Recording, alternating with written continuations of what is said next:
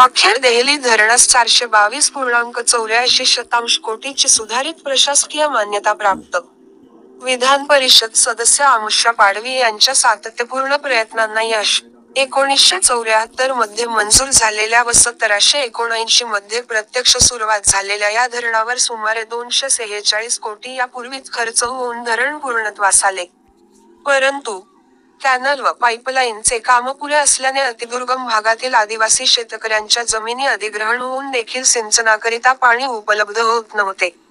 ही बाब विधान परिषद सदस्य आमुषा दादा पाडवी यांनी लक्षवेधी, तारांकित सर्व संसदीय आयुध वापरून सभागृहात मांडली तसेच सातत्याने याविषयी शासन दरबारी पाठपुरावा केला. त्यास अखेर शासनाच्या वित्त विभागाने या अग्रक्रम बैठकीत 422.84 कोटी रुपयाची सुधारित प्रशासकीय मान्यता प्रदान केलेली आहे. यामुळे आता अक्कलकुवा या अतिदुर्गम भागात वसलेल्या आदिवासी बहुल तालुक्यातील सुमारे 3200 हेक्टर जमीन सिंचनाखाली येणार असून 26 पेक्षा जास्त गावांचा पाण्याचा प्रश्न सुटणार आहे. गत हिवाळी अधिवेशन काळात जलसंपदा मंत्री देवेंद्रजी फडणवीस साहेब यांनी हा प्रकल्प लवकरच पूर्ण करण्याचे सभागृहास आश्वासित केले होते व त्यांचे आश्वासन आज पूर्णत्वाकडे निघाले आहे. याकरिता त्यांनी राज्याचे प्रगतिशील विचारांचे मुख्यमंत्री एकनाथजी शिंदे साहेब, उपमुख्यमंत्री तथा वित्तमंत्री अजित दादा पवार साहेब व उपमुख्यमंत्री तथा जलसंपदा मंत्री देवेंद्र फडणवीस साहेब यांचे समस्त नंदुरबार वासियांच्या वतीने आभार मानले आहेत.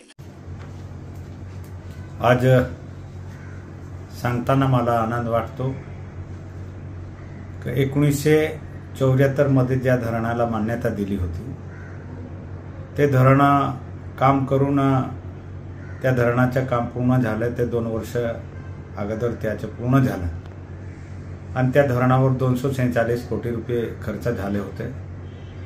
पण आमच्या भागात नंदुरबार जिल्ह्यामध्ये अक्कलकुवा तालुक्यात जे देहली धरण आहे त्या भागातले शेतकरी 1974 पासून आजपर्यंत पाण्यापासून वंचित होते. कारण तो भाग हा लाभदायक क्षेत्रामध्ये गेले असल्या कारणाने बाकी जे योजना होते ते देता येत नाही होत्या.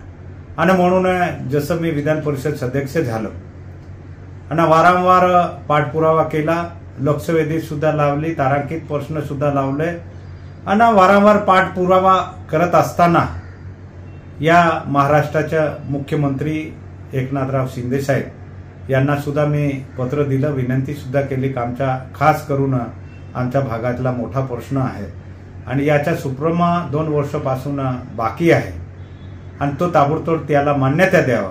आणि म्हणून त्यांना सुद्धा विनंती केली. या राज्याचे उपमुख्यमंत्री जलसंपदा यांनी मला विधान परिषदमध्ये जेव्हा मी विषय मांडला होता तेव्हा मला सांगितलं की आम्ही त्याला लागेच मान्यता देऊ, पण काही कारणाने थोडा उशीर झाला.